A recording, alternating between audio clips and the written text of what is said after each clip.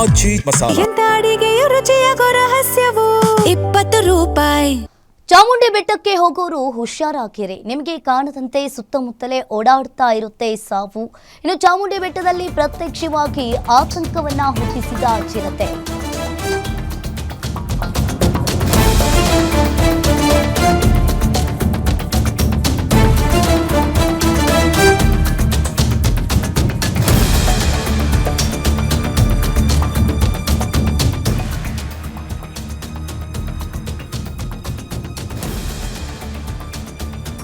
ಸ್ಥಳೀಯರಿಂದ ಅರಣ್ಯ ಇಲಾಖೆ ಮತ್ತು ಪೊಲೀಸರಿಗೆ ಈಗಾಗಲೇ ಮಾಹಿತಿ ಹೋಗಿದೆ. ಚಾಮುಂಡಿ ಬೆಟ್ಟದಲ್ಲಿ ಇನ್ನು ಪ್ರತ್ಯಕ್ಷವಾಗಿ ಆತಂಕವನ್ನ ಹುಟ್ಟಿಸಿದ ಚಿರತೆ. ಬೆಟ್ಟದ ನಾಯಕರ ಬೀದಿ ಮಾರಮ್ಮ ದೇಗುಲದ ಬಳಿ ಚಿರತೆ ಪ್ರತ್ಯಕ್ಷವಾಗಿದೆ. ಚಿರತೆ ನೋಡಿ ಆತಂಕಗೊಂಡಿದ್ದಾರೆ ಅಲ್ಲಿನ ಸ್ಥಳೀಯ ನಿವಾಸಿಗಳು.